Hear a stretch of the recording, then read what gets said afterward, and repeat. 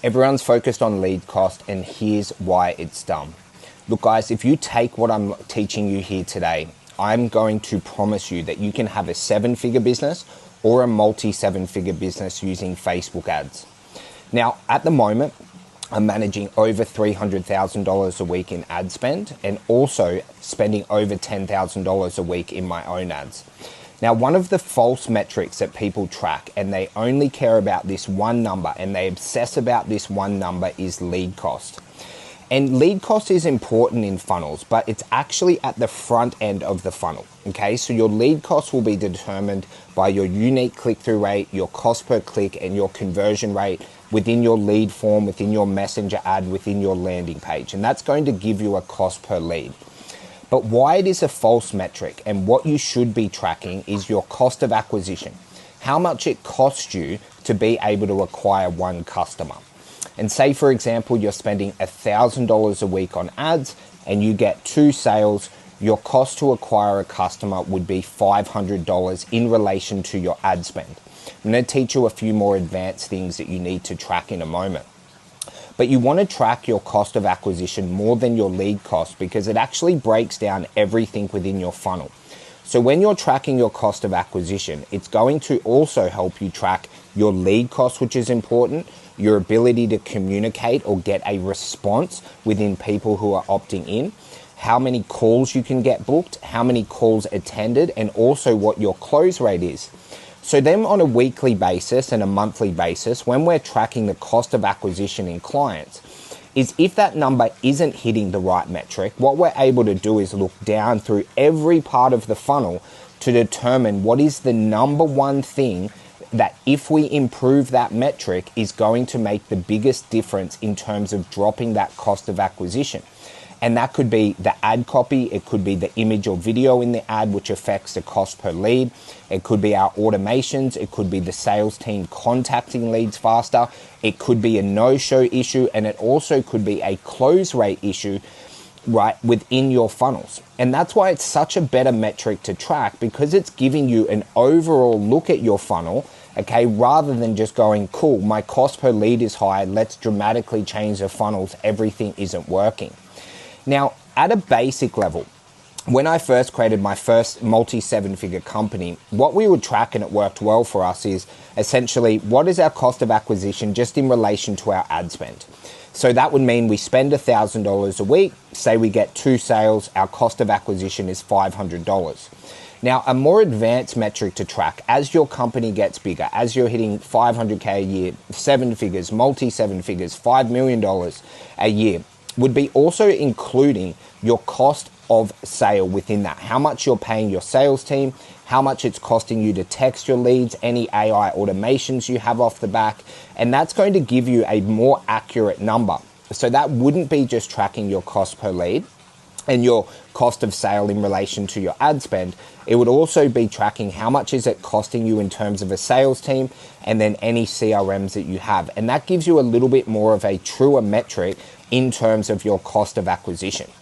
Now, if you want to learn to run your own ads, if you want to learn how to accurately track your cost of acquisition, but more so what to do off the back of it if that is high or if that isn't hitting the mark, I want you to tap below. We've got a program where we teach you how to run your own Facebook ads, spending budgets anywhere between $30 a day and $3,000 a day. But I want to give you a few different examples. These are all of coaching businesses, of their ability to be able to track their cost of acquisition and what they're selling off the back to be able to make a lot of money. So the first one is just a basic program. It's $400 per month to be able to join. This is an online fitness coach. Now, what this individual is actually selling is a 24-week program. So if you imagine every sale is worth $2,400 in terms of contracted value. Now, what we're able to do with this business is we're able to get their cost of acquisition under $400. So they're willing to pay $400 to get one sale, because for every sale that they get, they know that they're going to collect at least $2,400, and the customer lifetime value in this business is actually $3,750. So that means people are staying after the 24 weeks. And knowing your customer lifetime value is incredibly important in paid ads. You must be tracking that. rather than your lead cost. So you know every sale you get, on average, we're going to get this amount of revenue. Now, another business, what they're doing is, this is actually a gym. So they run an offer, which is a free 28-day transformation challenge. Now, when someone gets the free 28-day challenge, they have to commit to this gym for 12 months, so 52 weeks off the back of it. And so essentially, say if I join this gym today, I would pay $260, and that covers their cost of acquisition. They're able to acquire customers under $260. So then they've paid $260 to Mark Zuckerberg and Facebook. They've got one customer, but then in 8 weeks, that customer is going to continue to pay in their agreement $260 for another 11 months. And they're actually able to get well over 8 times their ROI on their ads, meaning for every $1 they spend, they get $8 back. And it's no wonder this business is doing multi-7 figures every single year, because they're able to cover their cost of acquisition within 7 days. So they're able to spend $1,500, $2,500, $3,000 a week on ads and absolutely decimate every other gym in their local area, because they're able to spend more money, and they're not just relentlessly focused on their cost per lead, they're actually focused on their cost of acquisition. And then finally, a little bit more of a higher ticket service. So this business we're working with spends around about $20,000 a week on their ads.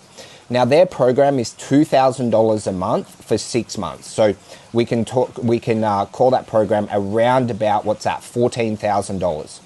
And what they focus on doing is making sure their cost of acquisition is under $2,000. Because they know if they can spend $2,000 within their ad spend, within what they pay their sales team, within their CRM, within their text messaging fees, okay, that after that, they're going to get another 5 months of someone paying $2,000. So they spend $2,000 to get a customer, and then off the back of that, they actually run a group training program, which is incredibly profitable with really low, with really high margins and low cost to be able to deliver that. They know they're going to get another $10,000 off the bat.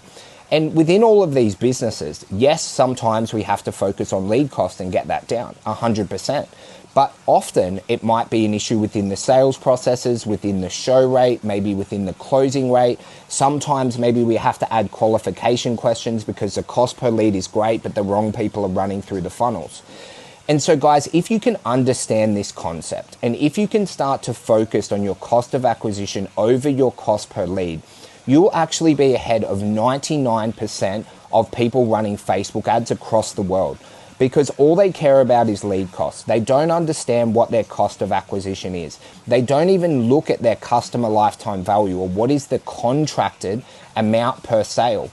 And you'll see in the 3 examples that I gave you, they're all selling an offer that is at least 24 weeks in duration.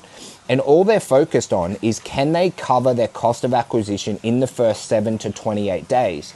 And that is why they're spending 10, 15, 20 times as much as the average person running Facebook ads. And that is why their businesses are all doing 7 figures or multi-7 figures. So I hope that this helped a little bit today. Remember, below all of my trainings, there's always a link if you'd want to work together to be able to learn to run your own ads.